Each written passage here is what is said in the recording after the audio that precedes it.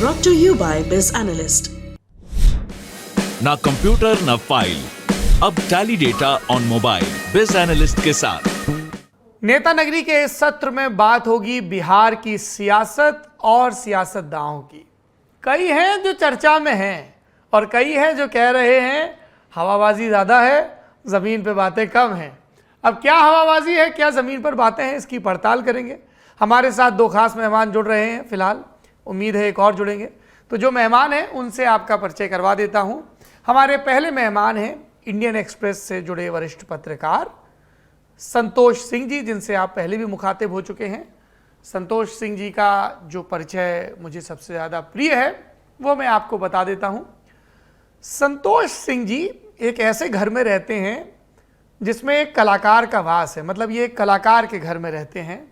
तो इस मामले में ये सौभाग्यशाली भी हैं कि इनके इर्द गिर्द मधुबनी पेंटिंग के तमाम नमूने कभी कैनवस पर कभी कपड़े पर नमूदार रहते हैं।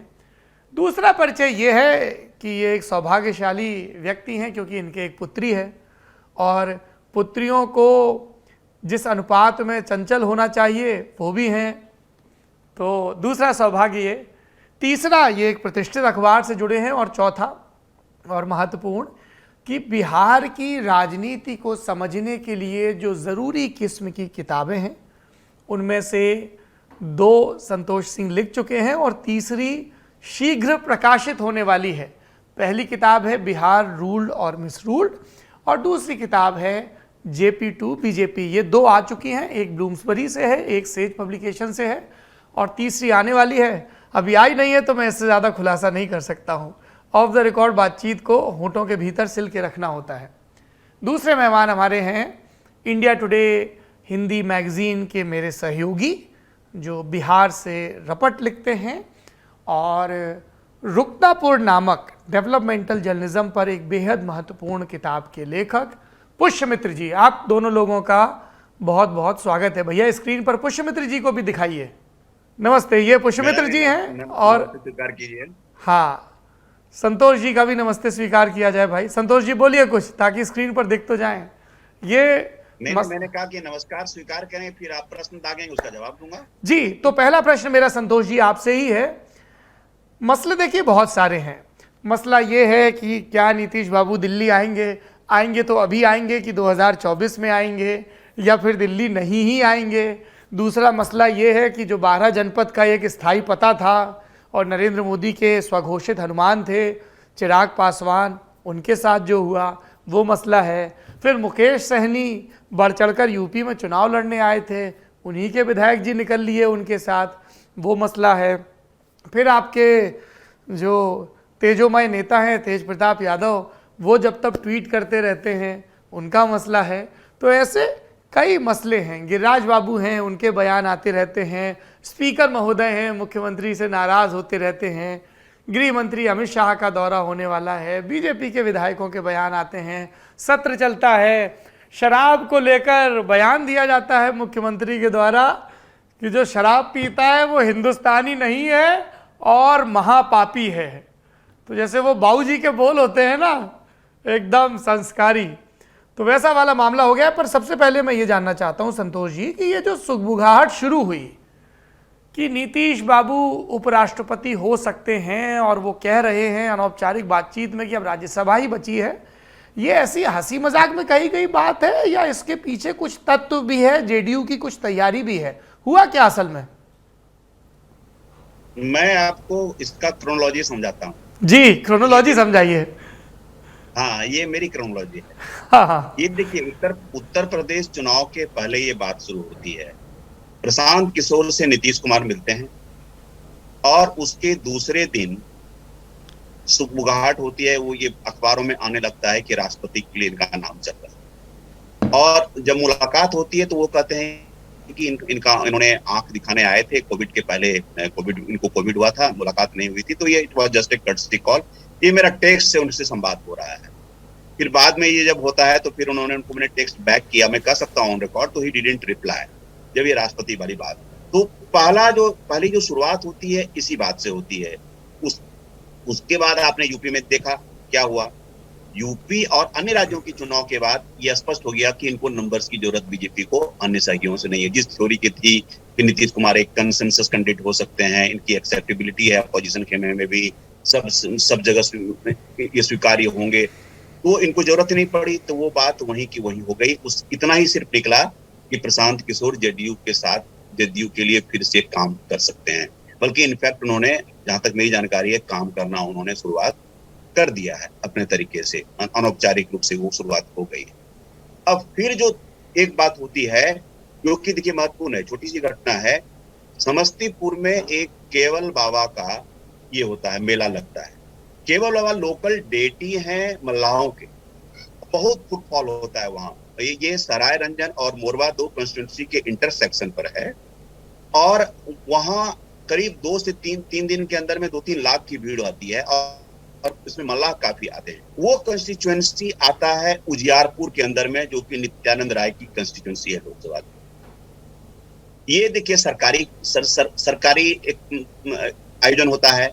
नीतीश कुमार को जाना ही था वहां, और सराय रंजन कंस्टिट्यूएंसी से इनके एजुकेशन मिनिस्टर विजय कुमार चौधरी आते हैं, तो वैसे भी जाते। लेकिन चूंकि इनको अपना नंबर बढ़ाना है, उनकी कंस्टिट्यूएंसी में ये प्रोग्राम हो रहा है, तो उन्होंने समय मांगा मुख्यमंत्री से, तो मुख्यमंत्री से समय दिया। भाई वो एमपी हैं और सब जानते हैं कि वो अमित शाह के करीबी हैं, और वैसे ही प्रोटोकॉल के पार्ट में एमपी को समय देते हैं, उनको समय दिया। और समय देने के बाद उन्होंने इन्विटेशन दिया उस प्रोग्राम में जिसमें कि उनको जाना ही जाना था, दिया, स्वीकार किया। लेकिन उस गुलदस्ते वाली तस्वीर को इन्होंने खूब बनाया और अपने अनौपचारिक रूप से अपने जितने भी उनके सपोर्टर्स होंगे खूब ये चला। तो वहां से ये बात निकली कि एक थ्योरी निकला कि क्या नित्यानंद राय चीफ मिनिस्टर बन सकते हैं। तो फिर बीजेपी का होगा कि चीफ, और लोगों ने डिप्टी सीएम भी डिसाइड कर ली है कि 2 डिप्टी सीएम होंगे, एक श्रवण कुमार हो सकते हैं, एक ललन सिंह में और किसी में और विजय कुमार चौधरी में से, दोनों में से कोई हो सकते हैं। यहां तक स्पेकुलेशन, र्यूमर मिल, जो भी कर सकते हैं, ये चला। और फिर बीच में आप जानते हैं स्पीकर वाली घटना हो जाती है क्रोनोलॉजी में, जिसमें कि उनकी अथॉरिटी को क्वेश्चन करते हैं कि आप होते कौन हैं। और स्पीकर ने उस दिन असर्ट नहीं किया अपने आप को, लेकिन नेक्स्ट डे वो नहीं जाते हैं असेंबली में। तो ये इनको लगता है नीतीश कुमार की ये बात कहीं दिल्ली तक नहीं चली जाए, तो इस चीज को रिप्रोचमेंट होता है और एक न्यूट्रल वेन्यू पर मुलाकात होती है, और बात फिर probably by peace with Nitish Kumar, by peace with BJP अब वहां होती है। तो ये 2 घटनाक्रम के बाद फिर नीतीश कुमार कहाँ जाते हैं क्रोनोलॉजी में, आगे बढ़िए, उत्तर प्रदेश जाते हैं, लखनऊ जाते हैं, स्वीयरिंग सेरेमनी लेते हैं, और जिस तरह से मिलते हैं मैं उस पर कोई टिप्पणी नहीं करूंगा। लेकिन 2 छवि है उसकी आप तुलना कर सकते हैं। एक 2009 की छवि थी इनकी, और एक छवि उत्तर प्रदेश वाले मुलाकात की छवि थी। इनकी पॉलिटिक्स की पूरी स्टोरी बता देती है, नीतीश कुमार की पॉलिटिक्स की स्टोरी आती है। और इसी बीच में क्या होता है कि अनौपचारिक बातचीत में ये कह देते हैं विधानसभा में कुछ पत्रकारों की बातचीत में कि नालंदा क्यों घूम रहे हैं आप, लोकसभा जाएंगे क्या? क्योंकि नहीं, लोकसभा हमारी जितनी इच्छा थी सब पूरी हो गई है, विधानसभा में जाना चाहते थे चले गए, एमपी बन गए, मंत्री रह गए। फिर बोला कि राज्यसभा, अब बोला अरे एक ही हाउस न बचा है, जो अपने अंदाजे में बोलते हैं, सब हाउस तो हो गया। तो ये बात वो पहले बोलते हैं, लेकिन चूंकि ये मौका ऐसा था ना कि इस चीज को पत्रकारों ने, जो भी उपस्थित थे, उस चीज को लपक लिया और राज्यसभा। फिर उसी अगले दिन फिर वो खंडन करते हैं कि हमारी कोई, कल कहा, हमारी कोई चाहत नहीं है, कोई इच्छा नहीं है, जहां जहां जाना था हम चले गए। और इस चीज को आज संजय झा ने भी ट्वीट करके उस चीज को ये कर दिया। तो ये सारा क्रोनोलॉजी हुआ, घटनाक्रम हुआ। अब इसका इंटरप्रिटेशन क्या है? इंटरप्रिटेशन ये है कि बीजेपी इस कॉम्बिनेशन को जो चल रही है अभी क्यों डिस्टर्ब करना चाहेगी, और क्या नित्यानंद राय को प्रोजेक्ट करके क्या उनको 24 का फेस देख रही है, 25 का फेस देख रही है? क्या यादव को बीजेपी चीफ मिनिस्टर बना सकती है?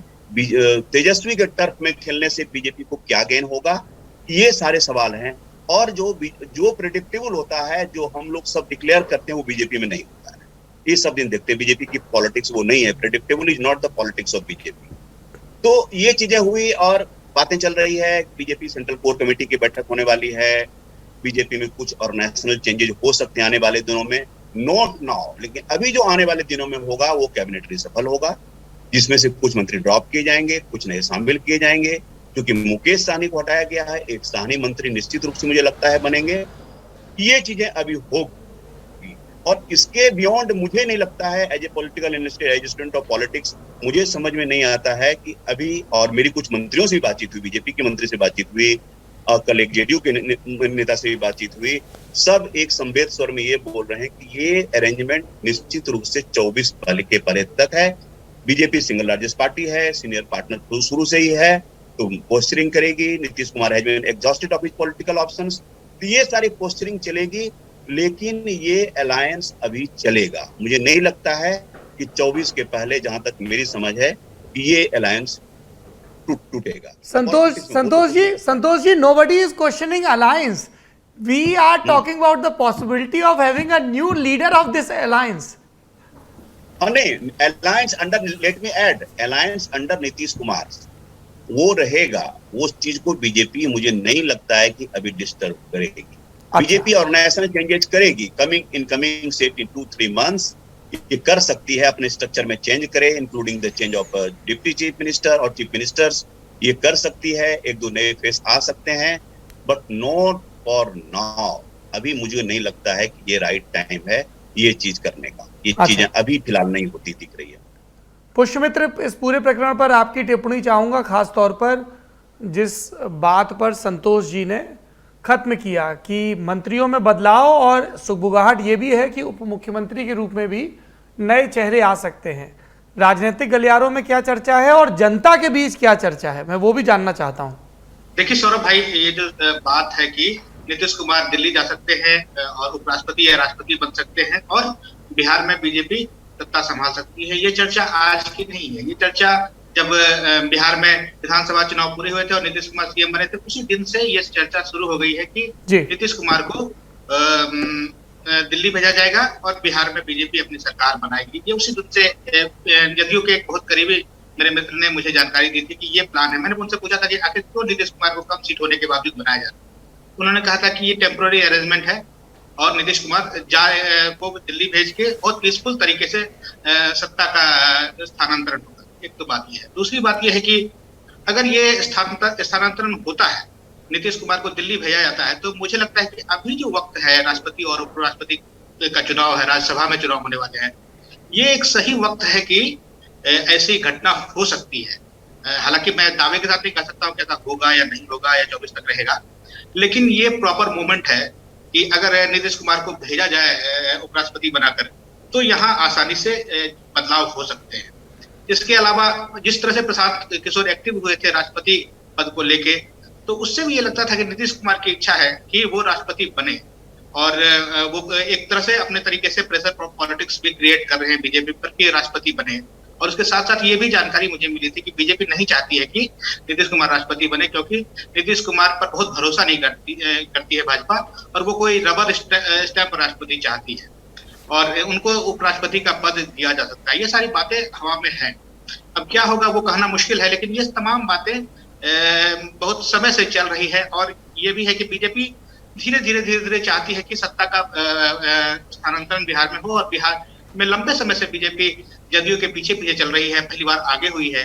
अब वो अपने दम पर सरकार बनाना चाहती है। 2015 में बीजेपी ने कोशिश की थी, नहीं कर पाई, लेकिन अब उसके लिए एक मौका है। तो अब ये कब होता है ये कहना मुश्किल है, लेकिन अभी जो है वो बिल्कुल प्रॉपर मूवमेंट ऐसा है, दिख रहा है कि नीतीश कुमार उपराष्ट्रपति बन जाए और बीजेपी खुद अपना मुख्यमंत्री बना ले और जदयू समर्थन दे दे। और ऐसा भी नहीं है कि नीतीश कुमार अब कोई विद्रोह कर सकते हैं, क्योंकि जदयू के भी सारे विधायक इस वक्त नीतीश कुमार के नियंत्रण में नहीं है। खासतौर पर आरसीपी सिंह जिस तरह से एक्टिव हुए हैं, और ऐसा लगता है कि अगर कोई नीतीश कुमार कोशिश करते हैं कि वो राजद को समर्थन दे दे या कहीं गठबंधन से बाहर चले जाए, तो जदयू में टूट हो सकती है। इसलिए चीजें नीतीश कुमार के अच्छा, आप देखिए, मैं जदयू में टूट का आप जिक्र कर रहे हैं, मैं अपनी और अपने दर्शकों की समझाइश के लिए समझना चाहता हूं कि जदयू में कितने खेमे हैं। एक आरसीपी सिंह का, एक लल्लन सिंह का, एक उपेंद्र कुशवाहा के नीचे भी खेमा बन गया है क्या? अभी कितने खेमे दिख रहे हैं? अभी तो 2 ही दिख रहा है, लल्लन सिंह का और आरसीपी सिंह का। उपेंद्र कुशवाहा का कोई खेमा इस तरह से बनता हुआ दिखा नहीं है, लेकिन ये 2 खेमे तो निश्चित तौर पर हैं। और ऐसा माना जा रहा है कि आरसीपी सिंह का खेमा भाजपा के करीब होता जा रहा है। चलिए संतोष जी, वापस आपके पास आता हूं। ये जो एक सुगबुगाहट है कि कैबिनेट में फेरबदल, मंत्रियों की परफॉर्मेंस कैसी चल रही है, कौन और रिवॉर्ड और रेप्रिमांड की पॉलिसी क्या होने वाली है, इसके बारे में कुछ बता सकते हैं? दोनों पार्टियां देखिए अपने अपने ढंग से एसेस करती है। बीजेपी में मुझे लगता है कि वो एग्जैक्ट नाम बोलना तो सही नहीं रहेगा, 2-3 नामों की चर्चा चल रही है जो कि अच्छे परफॉर्मेंस में नहीं गिने जाते हैं। संकेत तो कर ही दीजिए, लल्लन टॉप है, यहाँ तो खुल के ही बात होती है।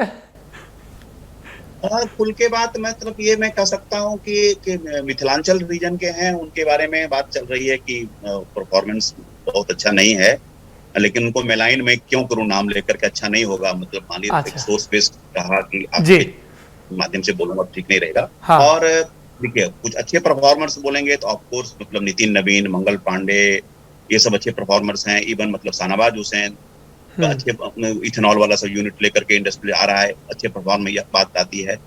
तो कुछ हमको लगता है कि not just because of the performance, because of the social combination post Sahni ji के हटने के बाद। एक मैं नाम ले सकता हूँ, एक अर्जुन साहनी नेता है, उनका नाम चल रहा है कि हो सकता है कि वो बीजेपी की तरफ से मंत्री बने। देखिए दोनों दलों की, राजद की और बीजेपी की एक पॉलिटिक्स अब नई तरह से एक उभर के आ रही है कि रादर देन छोटे दलों को प्रमोट करने के बजाय जो कास्ट लीडर हैं, भले वो दलित के नेता हों या फिर ईबीसी साहनी या किसी को समुदाय, उनको एडिक्वेट रिप्रेजेंटेशन दो।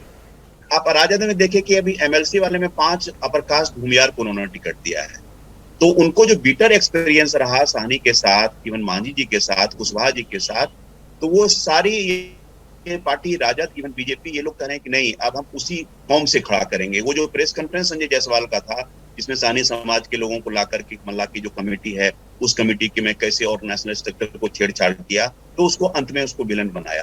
तो मुझको लगता है कि कुछ चेंज करेंगे, कुछ इनको इंक्लूड करेंगे। परफॉर्मेंस अप्रेजल टाइप का मुझे नहीं लगता है कि बीजेपी ने अभी तक, या फिर even for that matter JDU ने भी नहीं किया है।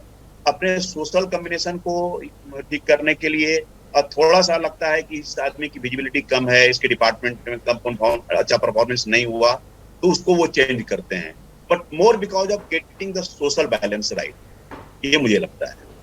अच्छा, ये मैं जरा एक दो नेताओं के उभार का फिनोमेना समझना चाहता हूँ। बीजेपी में एक नेता हैं, दलित समाज से आते हैं, जनक राम, इनको लेके बड़ी चर्चा रहती है, थोड़ा बताइए, खासतौर पर जो बिहार के बाहर के दर्शक हैं उनको इनके किरदार के बारे में।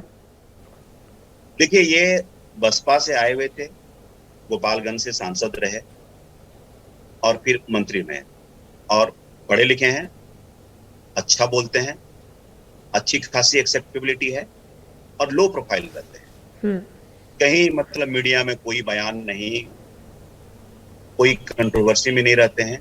और अभी जो रोटेशन पर बहुत जगह जो कैबिनेट की बैठक चल रही है या विधानमंडल दल की बैठक चलती है, बीजेपी ने शुरू किया है, नितिन नवीन के घर भी हुआ, तो उस बीच में जनक राम के घर भी हुआ अभी हाल की बैठक, जहां से ये सुगबुगाहट आई कि क्या इनका भी नाम है।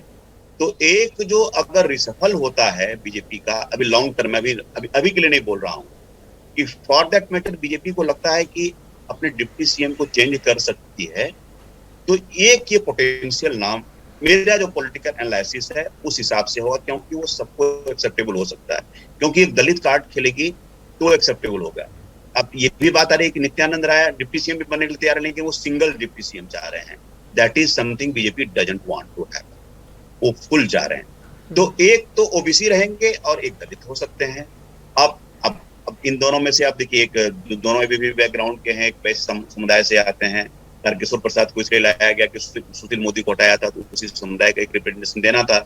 तो ये बातें और नेशनल स्ट्रक्चर की चेंज की बातें बीजेपी में चल रही है। अब ये अभी तो मुझे लगता है कि मैं देखिए जनक राम के बारे में इसलिए स्पेसिफिकली पूछ रहा था क्योंकि लेटली मैंने ये देखा है कि उत्तर प्रदेश और Bihar, for that matter Haryana के भी इलाकों में, जो जाटव समाज है दलितों में, है ना, जिसकी नुमाइंदगी बसपा सुप्रीमो मायावती करती हैं, जिसकी नुमाइंदगी बाबू जगजीवन राम किया करते थे, फिर उनकी बेटी मीरा कुमार, तो बीजेपी बहुत सक्रिय कोशिश कर रही है कि उस वोट को अपने पाले में किया जाए। अब उसको करने के उनके 3 टेस्टेड तरीके हैं। पहला तरीका है कि वो जो 80s ऑनवर्ड्स चल रहा है कि हिंदू आइडेंटिटी, हिंदुइज्म और नेशनलिज्म के नाम पे आप अपने ब्लॉक में खींचें। दूसरा है कि वेलफेयर स्कीम्स के, कि अगर आप लाभार्थी हैं, आपको सरकार सीधा फायदा मिल रहा है तो आपका झुकाव होगा। और तीसरा है उस समाज के लोगों को संगठन और सत्ता में मुकम्मल हिस्सेदारी देके, प्रोमिनेंस देके। हाल में योगी कैबिनेट का गठन हुआ तो हमने देखा कि 2 प्रोमिनेंट जाटो फेसेस, बेबी रानी मौर्य और असीम अरुण को जगह मिली। तो मैं ये समझने की कोशिश कर रहा हूं कि क्या बिहार में भी बीजेपी एक सक्रिय कोशिश कर रही है कि जाटो समाज के बीच, दलित समाज के उस चंक के बीच, जो संख्या में मेरे ख्याल से सबसे एक बड़ी संख्या होगी दलित वर्ग में उस समाज की, उनके बीच वो अपने वोट बैंक को बिल्ड कर सके? हो सकती है। अब 16% यहाँ ऑफिशियली नंबर है शेड्यूल कास्ट की, उसमें पासवान और जो राम की जो है उनकी ऑलमोस्ट बराबर है, थोड़े से राम ज्यादा होंगे और उसके बाद पासवान का नंबर आता है, तकरीबन बराबर है। और आपको जगजीवन राम के बाद अब एक एरिया वाइज रमई राम नेता हुए, अब राम सुंदर दास हुए, उस तरह से कालखंड में नेता हुए, लेकिन एक तरह से पैन बिहार अपील वाला लीडर नहीं हुआ। लेकिन ये जिस तरह से आते हैं, पहले बसपा में थे, जो बॉर्डरिंग एरिया का जो है उत्तर प्रदेश गोपालगंज वाला इलाके में, उसका इन्फ्लुएंस था। तो ये बीजेपी प्रयास कर सकती है, खास करके उस सेंस में भी जब इनको ओबीसी ईबीसी वर्ग में बहुत सारे इनके पास ऑप्शंस हैं, बहुत सारे मतलब वो टेकर्स हैं, उसके वो क्लेमेंट्स हैं, let me use this word. तो उस चीज को रेक्टिफाई करने के लिए आप जो बोल रहे हैं उस थाउट के साथ भी ये प्रयास, एक जो लाइन ऑफ थाउट है, कोई कंफर्मेशन के साथ तो नहीं कहता है, लेकिन ये लाइन ऑफ थाउट, ये नाम, इस नाम की चर्चा कुछ दिनों से 2-3 महीनों से मैं भी सुन रहा हूँ। अच्छा, उनके कोई अपने व्यक्तिगत बयान नहीं है, जी। जैसे मैंने कहा कि लोग प्रोफाइल रहते हैं, काम बोलते हैं, but he has a good image. ये है, वो नाम अगर आ जाएगा तो we should not be surprise. सियासत का सबसे बड़ा सूत्र, अगर अपनी संभावनाओं को बरकरार रखना चाहते हो तो उनके किसी भी किस्म के सार्वजनिक प्रकटीकरण से न सिर्फ खुद बचो बल्कि अपने उत्साही समर्थकों को भी रोको, क्योंकि जैसे ही आपका नाम चलने लगता है, वो असल में चले न चले, लेकिन उस नाम को चलने से रोकने के लिए, लंगड़ा करने के लिए तमाम नाम तत्पर हो जाते हैं। पुष्पमित्र जी, आपके पास आऊँगा। मुकेश सहनी, क्या है अब उनका अगला पॉलिटिकल दांव? आपने हाल में जो नया इशू है इंडिया टुडे हिंदी का, उसमें वीआईपी पार्टी और निषाद वोट बैंक पे एक विस्तार से स्टोरी भी की है, मुकेश सहनी से बात भी की है। क्या खेल क्या हुआ उनके साथ और बीजेपी की तरफ से क्या स्ट्रेटजी थी?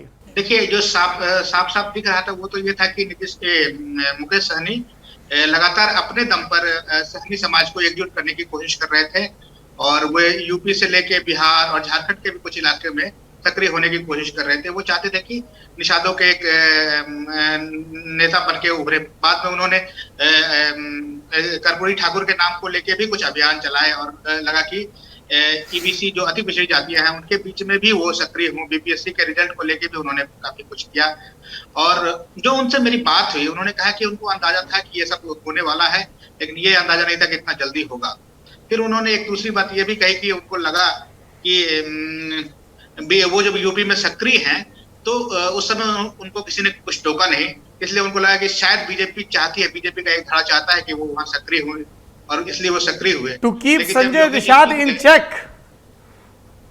जी, to keep Sanjay Nishad in check, ये मुकेश सहनी की थ्योरी रही होगी शक्ति के संतुलन के लिए। जी हाँ, संजय निषाद के साथ साथ ये भी उन्होंने इशारे में कहा कि योगी के जो विरोधी लोग हैं बीजेपी में, वो चाहते थे कि मुकेश सहनी सक्रिय हो और अच्छा। बाद में जब योगी जीत गए तो उनकी बलि ली गई। उन्होंने ये कहा, हो पता नहीं ये बात कितनी सही है या नहीं है, लेकिन अब जो उनकी इच्छा है वो है कि 75 लोकसभा सीट वो बताते हैं यूपी से लेकर झारखंड तक, उसमें वो सक्रिय होना चाहते हैं। और उन्होंने कहा है कि 2024 के चुनाव से पहले तक वो कहीं किसी ग्रुप में शामिल नहीं होंगे और लगातार इस पूरे इलाके में निषादों के बीच में लोगों के बीच जाएंगे, हर प्रखंड में जाएंगे, लोगों से मिलेंगे, उनके मुद्दे को समझेंगे। बिहार में खासतौर पर उसको एससी में शामिल करने के लिए आंदोलन चलाएंगे। कुल मिला के उनकी स्ट्रेटजी ये है कि 2024 के चुनाव से पहले वो बार्गेनिंग स्थिति में फिर से आ जाए और फिर से उनको कोई पार्टी ऑफर कर दे, कुछ कर दे, कुछ सीटें दे दे। क्योंकि जिस तरह से बिहार विधानसभा चुनाव में उनको बुलाकर 11 सीटें भाजपा ने दी, ये उनके मन में है कि उनके पास कुछ ताकत है। हालांकि ताकत कितनी है ये कहना मुश्किल है और अभी वो कितने सक्रिय हो गए और कितना कुछ कर पाएंगे, लेकिन उनके मन में यही है। कि अच्छा। वो 2024 से पहले एक ताकत बन जाए और बार्गेन कर दे। संतोष जी, हमने नीतीश कुमार की संभावनाओं के बारे में बात कर ली, भाजपा के दावेदार मुकेश सहनी के भी बारे में बात कर ली। अब जरा दिल्ली का रुख करते हैं। 12 जनपद के हाल तक निवासी रहे चिराग पासवान। हमने पहले भी नेता नगरी में चर्चा की है उनके तेजी से खत्म होते राजनीतिक विकल्पों के बारे में। क्या आपको लगता है कि जल्दी ये अनाउंसमेंट होगा कि चिराग पासवान तेजस्वी यादव के साथ जाएंगे या कुछ और भी विकल्प हो सकते हैं उनके? क्या चर्चा है पटना में? चिराग पासवान आई थिंक वो अपना he will by his time, वो किसी जल्दीबाजी में नहीं है अभी। मेरी भी बातचीत कुछ दिनों पहले उनसे हुई थी, तो उन्होंने कहा मेरे लिए अभी समय है। तेजस्वी से भी इनकी बातचीत हो रही है, बीजेपी से भी चाहते हैं कि उनके रिलेशनशिप ठीक ठाक रहे, खास करके पिताजी की बरसी में जिस तरह प्राइम मिनिस्टर का लंबा लेटर आया था तो उनसे उनको काफी उसको बल मिला था। और वो मकान खाली करने के लिए तो पहले से तैयार थे कि भाई मैं इंटाइटल्ड ही नहीं हूं तो मैं खाली कर दूंगा, उसको नहीं लिखते हैं। कि मुझको ये लगता है कि ये दोनों पार्टी, आप वीआईपी की बात कर रहे थे, कि मुकेश सहनी और चिराग पासवान दोनों इंपॉर्टेंट कड़ी होंगे। जिस खेमे में जाएंगे कुछ न कुछ वेट लेके तो जाएंगे ही जाएंगे, कन्वर्टिबिलिटी लेके जाएंगे। अकेले नहीं जीत पाएंगे ये लोग, लेकिन जिस खेमे में जाएंगे उसके वोट्स को ये म्यूचुअल ट्रांसफर कराने में सफल होंगे। इसीलिए इन लोगों को रूल आउट करना मुझे लगता है कि पॉलिटिक्स में सही नहीं होगा। और चिराग पासवान खास करके उस तरफ है, जबकि बिहार की पॉलिटिक्स बाइपोलर कुछ दिनों में मान लिया हो जाएगी, उसमें ये दोनों प्लेयर की प्लेयर्स होंगे। इन दोनों का मैं देख रहा हूं कि सहनी खास करके अपने एम्बिशन पर चेक करें, फ्लिप फ्लॉप कम कर दें, इस खेमे से लेकर के उस खेमे में जाने वाली बात, शॉर्ट टर्म गेम छोड़ दें, थोड़े से फील्ड में समय गुजारें। Ditto for Chirag Paswan. तो मुझे लगता है कि इनकी पॉलिटिकल बार्गेनिंग आने वाले समय में बढ़ेगी, क्योंकि इनके साथ भी पासवान जी का वोट अगर आप देखेंगे 2005 से स्टार्ट करेंगे 12% से लेकर 6-7% तक का रहता है। सहनी जी का 1.5, 2, 2.5 इस तरह से रहता है। तो एक कन्वर्टिबिलिटी मुझे लगती है इन दोनों में। और सहनी जी का भी तो नहीं कह सकता हूँ कि अभी क्या करें। अभी मुझे नहीं लगता है कि राबड़ी देवी ने कह ही दिया कि कोई संभावना हम क्यों बुलाएं, और तेजस्वी जी की तरफ से कोई भाई भी नहीं आ रहा है। और चिराग की जहां तक बात है कि चिराग दोनों अपने ऑप्शंस वे कर रहे हैं। अभी उन्होंने साफ, मुझको भी कन्वर्सेशन ने कहा है कि वे पॉलिटिक्स में आर्ट ऑफ द पॉसिबल है, अभी कुछ नहीं होगा, अभी हमारे पास समय है, अभी हम फील्ड में डिवोट करेंगे, समय करेंगे। दलित लीडरशिप का स्कोप खाली है, is alive to the fact, और उनको लग रहा है कि I am on is on now. अच्छा जी, हमारे साथ कन्हैया बिलारी जी भी जुड़ गए हैं। सर, आपको मेरी आवाज आ रही है? बिल्कुल आ रही है, एकदम टनाटन। नमस्कार, कैसे हैं आप? बहुत बढ़िया, फर्स्ट क्लास। क्या कह दिया मुख्यमंत्री ने आपसे? दिल्ली तक हल्ला कटा हुआ है। अरे हमने दिल्ली से पूछा कि बहुत जा रहे हैं बाढ़ में, नालंदा में, दनियामा में घूम रहे हैं, क्या बात है? कुछ न कुछ बात तो है। तो वही बोले कि नहीं, लोगों की फीलिंग थी कि हमारे बीच आए, बहुत दिन हो गया। तो हम लोग, मैंने कहा कि हम लोगों की भी फीलिंग ये है कि जरूर कुछ न कुछ हो रहा है। तो चलिए, राज्यसभा, उसी क्रम में ये बात आ गई कि राज्यसभा आपकी इच्छा आप बताते रहे। तो कि हाँ, एक इच्छा है मेरी कि राज्यसभा में जाएं, चूंकि चारों धाम में 3 ही गया। तो यही सब बात हो रही थी और कोई खास बात नहीं थी। लेकिन पता नहीं मुझे क्यों ऐसा लगता है, लेकिन नीतीश कुमार को समझना मुश्किल ही नहीं, नामुमकिन है। जी बहुत माने उनका दिमाग जो है ना, उनका जो कपार है उसमें अगर ब्रेक आप डालिएगा तो पेचकस बन के निकलेगा, ऐसा उनका दिमाग है। वो मामूली आदमी नहीं है। मैं नाम नहीं बताऊंगा। एक यूपीए के बहुत बड़े नेता कभी आप पूछिएगा ऑफ द रिकॉर्ड तो बता देगा। उनसे जब लालू यादव से बातचीत हो रही थी हाल ही में, और यही नहीं कि अपोजिशन को मिलाया जाए तो नीतीश को भी रखा जाए, लालू जी भी रहे हैं, क्या क्या सब चल रहा है। तो लालू जी ने कहा कि हमसे ज्यादा दिमाग का पॉलिटिशियन नीतीश कुमार है। आपको थोड़ा पीछे ले चलता हूँ, पत्रकार अभी हैं सुरेंद्र किशोर जी।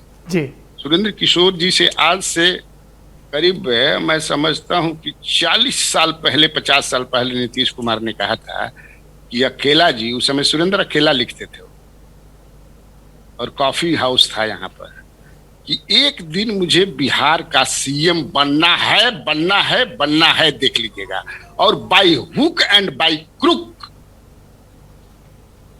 1977 हारने के बाद सर, 77 वाला हारने के बाद जब भी हो काफी हाउस में जो बताया था, इसके बाद मुझे ये संतोष जी आपसे बात कर रहे थे, इंडियन एक्सप्रेस वाले, और मुझे ये ध्यान आ रहा है कि मैंने ये प्रसंग सबसे पहले संतोष जी की किताब में ही पढ़ा था कि कॉफी हाउस में टेबल पे हाथ मारते हुए ये कहना कि अरे विधायकी तो छोड़िए, हम मुख्यमंत्री बनेंगे और जरूर बनेंगे और कैसे भी बनेंगे। और किताब में उन्होंने लिपिबद्ध किया, लेकिन हमने तो वीक मैगजीन में मैं लिख चुका हूँ बहुत पहले। तो हाँ, लेकिन अब अंग्रेजी में क्या है, उसका कैचमेंट एरिया आप जानते ही हैं, हिंदी भाषा भाषी क्षेत्रों में।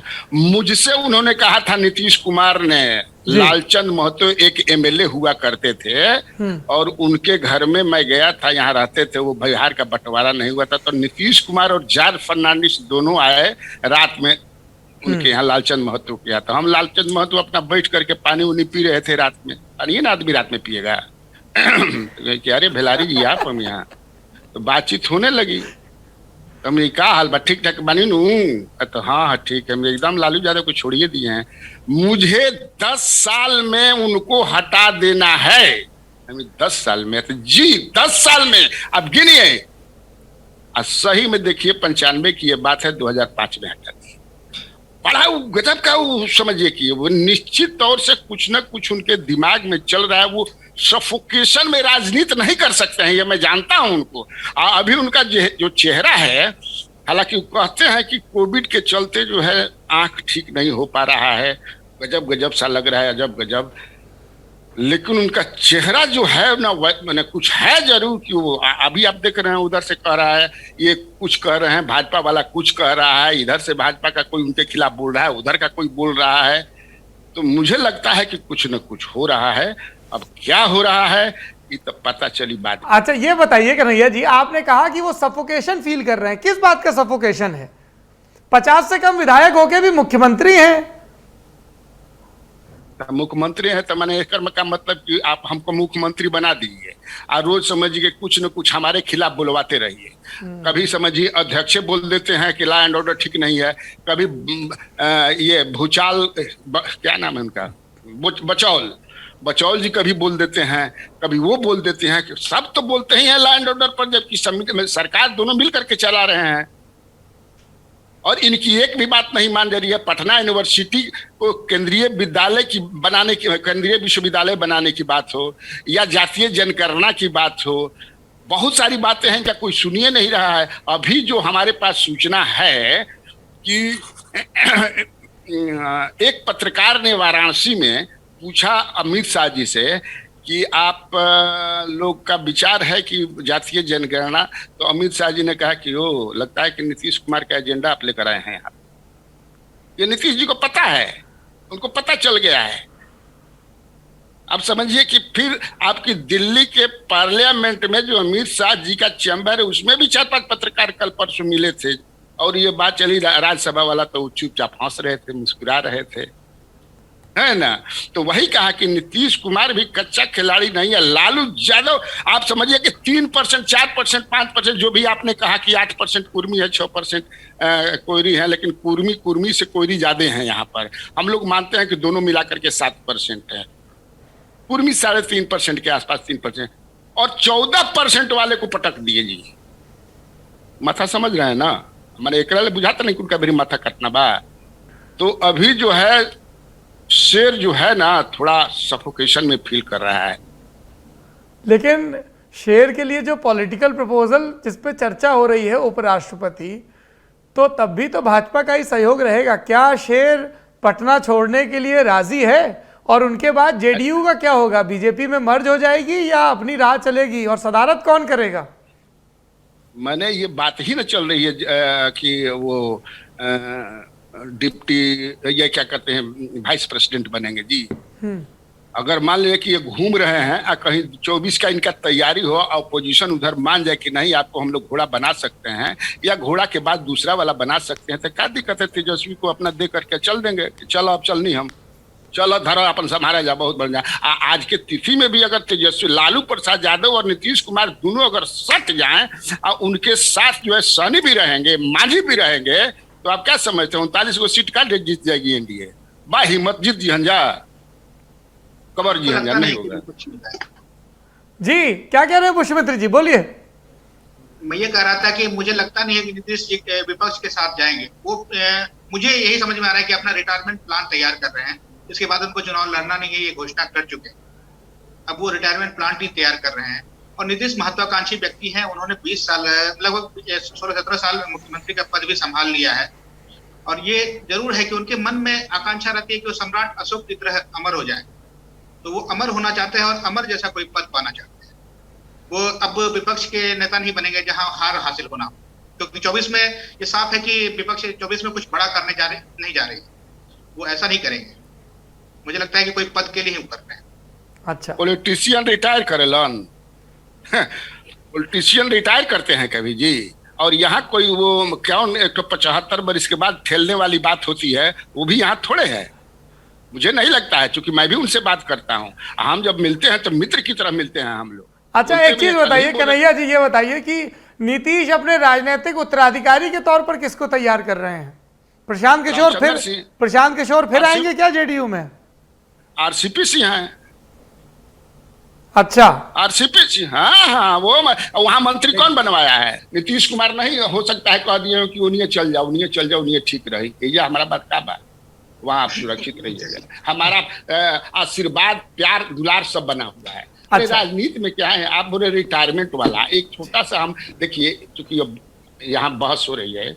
मुखिया जो है, एक कुरकुराहट जो है, एक कवि थे भोजपुरी के, तो हुआ कि मुखिया में मत लड़िए। अब ना 80 वर्ष के समझिए कि दिन भर गांजा पियब, रात भर खोखब, बाकी हम ही मुखिया हो। कब मुखिया के लिए सब किरासन पी जाए, सब चीनी फाक जाए, सब समझ जाए कि इसे किरासन सोखब, बाकी हम ही मुखिया हो कबे में। और आप बताते हैं कोई रिटायरमेंट करता। अच्छा, एक आखिरी सवाल है जिस पर मैं आप तीनों विद्वान पत्रकारों की राय चाहता हूं। आरजेडी के खेमे में क्या चल रहा है? कन्हैया जी आपसे ही शुरू करते हैं जी, बोलिए। देखिए, आरजेडी के खेमे में अभी यही चल रहा है कि वो चुपचाप एक जगह बैठ करके सब देख रहे हैं कि क्या वहां चल रहा है। अभी तमाशा बीन बने हुए हैं, एकदम काज चल रहा बा, दोनों जना में खूब लड़ाई चल रहा। अंदर से ऐसा थोड़े है कि खूब चल रहा है एनडीए में, ये समझ लीजिए। तो वो अपना देख रहे हैं, क्या करेंगे देखने के अलावा। ऑर्गेनाइजेशन के लेवल पे कोई तैयारी? क्योंकि 2020 के बिहार चुनाव में ये बात कही गई कि अगर तेजस्वी 5 साल सक्रिय रहते या सत्ता जाने के बाद सक्रिय रहते, जो बात अखिलेश यादव के लिए यूपी में कही गई कि ये लोग विपक्ष में जाने के बाद पूरे समय सक्रिय नहीं रहते हैं और संगठन को बिल्ड करने पे ध्यान नहीं देते हैं, इसलिए ये बीजेपी की मशीनरी के सामने फेल हो जाते हैं। उस तरह की कोई सक्रियता दिख रही है? नए सामाजिक समूहों को जोड़ना और दूसरी गतिविधियां करना आरजेडी के खेमे में? देखिए, अभी जो राजद को जो चाणक्य मिल गए लालू जी के कहने पर, वो 75-80 वर्ष की उम्र में जगदानंद सिंह जो आ गए और गांव-गांव तक जो नेटवर्क बना दिया है। आज अगर आप पटना में आइए और पटना के किसी भी पॉलिटिकल हेडक्वार्टर में पॉलिटिकल पार्टी के जाइए, तो सबसे माने बेहतरीन हर तरह से पूरा, जिस मामले में आप लीजिए तो राजद की तरह कोई नहीं। उनका गांव-गांव में, ये तो अभी जेडीयू के लोग हों, भाजपा के जो लोग हों कि हमारा गांव में हर बूथ पर होगा, इन लोगों का पूरा इतना बढ़िया नेटवर्किंग बना दिए हैं, ये समझ लीजिए। और उसमें वो जगदानंद भी 24 घंटा उसी में लगे रहते हैं। और जो पहले एक छवि आप जानते हो कि राजद के प्रति क्या छवि थी, वो छवि जो है लगभग समाप्ति की ओर है। तो संगठन में मजबूती में तो लगे हुए हैं, और जो भी थोड़ा बहुत इधर उधर करता है तुरंत 2 मिनट में सब पार्टी से लोग निकाल देते हैं। चलिए बताइए, पिछले दिनों आपको राजद ने बंदी किया था, तो वहां एक राजद का नेता एक टेम्पू वाले रोकने के लिए बंदी में तोड़ दिया, तुरंत पार्टी से निकाला गया भागलपुर में, और उनसे पैसा लेकर के कि पैसा दीजिए उस टेम्पू वाले को, पैसा दीजिए उसका। आप कह रहे हैं जगदा बाबू ने कील कांटे दुरुस्त कर दिए, तेज प्रताप यादव तो इतने नाराज रहते हैं लालू जी के सुपुत्र। तेज प्रताप यादव अगर किसी यादव के मिनीठा गांव में चल जी है ना तो पिटाइयो जी है। मैं बता देता हूं, दावे के साथ कह रहा हूं, इतना सब नाराज रहता है उन पर। लालू यादव ने अपनी विरासत को साइलेंटली तेजस्वी यादव को दे दिया और तेजस्वी यादव नेता हो गया है, इसमें कोई डाउट नहीं है। और मैं देखिए चुनाव के समय में मैं बेगूसराय में था और वहां पर तेजस्वी यादव का एक कार्यक्रम हुआ था और मैंने, चूंकि आप जानते हैं कि बेगूसराय भूमिहार डोमिनेटेड है, भूमिहार के लड़कों को हमने देखा और उसमें एक बात यह है कि अपर कास्ट के जो यूथ हैं दे आर अपोज, मैंने एकदम ऐसा नीतीश कुमार को देखना भी नहीं चाहते हैं, कब जाई कब भागी, ये है। तो वो भाजपा से भी कि नीतीश को देंगे तो तेजस्वी के साथ। ठीक है, पुष्पमित्र जी आप बताइए, लालू प्रसाद यादव की पार्टी में क्या चल रहा है, उस खेमे में क्या अपडेट है? सच आपने कहीं दिया है कि लालू प्रसाद यादव की पार्टी में अभी कुछ नहीं चल रहा है। सच्चाई यही है कि ये लोग बैठ के इंतजार कर रहे हैं, जो दिखता है। कुछ साल पहले राजगीर में इन लोगों ने कार्यकर्ता एक प्रशिक्षण किया था, उसमें ये बात बहुत गंभीरता से उठाई गई थी कि जो जितनी एक समय था जब लालू यादव बहुत बिहार में एक्टिव थे और बहुत पॉपुलर भी थे, उस वक्त यादव जाति बिहार के सभी पिछड़ों और दलितों जाति के लिए अम्ब्रेला का काम करती थी और सबको संरक्षण देती थी और उसी की वजह से राजद इतना मजबूत रहा भी। लेकिन धीरे धीरे सारी जातियां एक एक करके छटती गई। अभी उन जातियों को लेके भी जो बिहार में चल रहा है, बीजेपी सबको अपने खेमे में करने की कोशिश कर रही है। जैसे अभी इस चर्चा में बात उठेगी जनकराम की कम्युनिटी को साथ किया जा रहा है, मुकेश सहनी अपने सहनी समाज को लेके एक्टिव हो रहे हैं, चिराग पासवान को लेकर, मतलब ये तमाम जातियां जो है अति पिछड़ी जातियों को लेके खूब बातें हो रही है। राज्यपाल महोदय खुद कहार जाति और निषाद जाति को बीजेपी के खेमे में लाने की कोशिश कर रहे हैं। राजद की तरफ से कुछ नहीं हो रहा है कि जो वोट उनसे छिटक गए वो सिर्फ माई समीकरण में जुटी हुई है। हाँ, थोड़ा बहुत उन्होंने जरूर किया है कि भूमिहार को जोड़ने की कोशिश की है, सवर्णों को जोड़ने की कोशिश की है, लेकिन उनका जो असली काम होना चाहिए था वो छोटी जातियों को, जो इस वक्त बिहार की राजनीति में महत्वपूर्ण साबित होने वाले हैं, खासतौर पर अति पिछड़ी जातियां या दलित जातियां, उनको जोड़ने की कोशिश करते हुए वैसा कोई काम उनकी तरफ से अभी होता हुआ नजर नहीं आ रहा है। एक तो ये दिक्कत है। दूसरा जो मुझे समझ में आ रहा है कि अभी उनका पूरा फोकस ये है कि लालू यादव जी का जो लगातार जेल जा रहे हैं, आ रहे हैं, उनकी तबीयत खराब हो रही है, उसी को संभालने में और केंद्र से भीतर ही भीतर एक ठीक ठाक रिश्ता बनाकर चलने में उनका समय गुजर रहा है, यही ऐसा समझ में आ रहा है। जी कन्हैया जी, आपके आने से पहले हम लोग चिराग पासवान के भविष्य पर भी चर्चा कर रहे थे, क्या कहेंगे सर? नहीं, चिराग पासवान तो उभरता हुआ, जिस तरह से तेजस्वी यादव है उसी तरह से पोटेंशियल है बहुत उनमें। ओजस्वी भाषण भी देते हैं, उनका व्यवहार जो है, व्यवहार कुशल आदमी है, मृदुभाषी हैं, जैसे उनके पिताजी थे। लेकिन वही है कि वो चढ़ जा बेटा सूली पर भला करेंगे राम, भाजपा ने चढ़ा दिया कि नीतीश कुमार को हम लोग को फिनिश करना है, उसमें सहायता कीजिए, तो उसमें फंस गए बेचारे। अब फंस गए तो नीतीश कुमार भी अपना कहे कि अच्छा, नीतीश कुमार को ऐसा ही लगता है क्या कि भाजपा के चढ़ाने पे चढ़े? सब उनको पता है। वो बोले नहीं थे, आपको याद नहीं है, एक बार बोले थे कि इस चुनाव में मुझे पता नहीं चला कि कौन मेरा दोस्त है और कौन मेरा दुश्मन है। आप याद कीजिए ना, नहीं बोले थे? बोले थे ना। हाँ, तो उनको सब पता है वो। अच्छा ये बताइए, नीतीश कुमार आपके मित्र हैं, प्रशांत किशोर को लेके कितना सॉफ्ट कॉर्नर बचा हुआ है अभी उनके मन में? बहुत है। आपको बहुत प्रशांत किशोर से तो बातचीत भी करते रहते हैं। अभी तो चर्चा ये भी है कि कहीं प्रशांत किशोर समझे कि से नहीं जनता दल के अध्यक्ष उन्हीं को न बना दे, ये भी चर्चा है। अच्छा, तो आपने अपने दोस्त से पूछा नहीं? अब इधर मिलेंगे तब न पूछेंगे। ये तो आज हमको पता चला कि ऐसा भी चल रहा है, बातचीत खूब होती है, ऐसा थोड़ी बात है। तो ये भी एक संभावना है। तो आपसे चिराग पासवान के बारे में पूछ रहे थे जी। तो वही है, लेकिन चिराग पासवान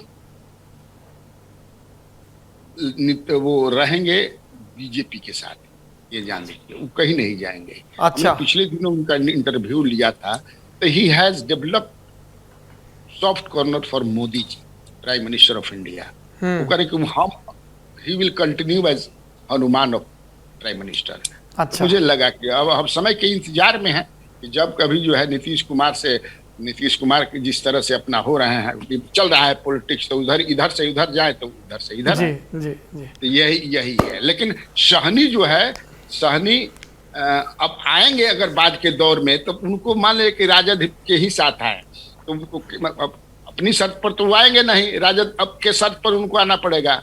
एनडीए में जब नीतीश कुमार अगर कंटिन्यू करते हैं तो मान थोड़ा बहुत उनके लिए कहेंगे कि अच्छा छोड़ दो भाई, गलती के लस माफ कर दे, एक दो सीट दे दा। भाजपा तो आने देगी नहीं, तो यही सब होगा। सोहनी मैंने वो खराहा और जो कछुआ वाला नहीं था, जो उनको बनना चाहिए था कछुआ, लेकिन बन गए खराहा। खराहा बन गई तो रास्ता में सुत गिला, हार गिला। मान ले कि उत्तर प्रदेश में आप गए, जोगिया मुदिया कर रहे हैं, काका बोल रहे हैं, जो आपका गार्जियन पार्टी है। मुकेश सहनी तो कह रहे हैं कि कोई कह दे कि मैंने अपमानजनक भाषा का इस्तेमाल किया तो मैं 1 लाख रुपए का इनाम दूंगा। अरे वो का किसी को चुन दो, बीजेपी को धुन दो, क्या बोलते थे। अच्छा, तब किसी को आप जिता दीजिए, बीजेपी को हरा दीजिए, ये क्या मतलब है। ऐसा तो वो कह रहे हैं कि जेडीयू वाले भी तो बहुत कुछ बोल रहे थे उनके खिलाफ, तो ये करवाएंगे। जेडीयू का कोई नेता नहीं, वो बोल रहा था कि नीतीश मॉडल हम लोग लाएंगे अगर हमारी सरकार बन जाएगी यहाँ पर, चाहे हमारा एमएलए जीतेगा तो।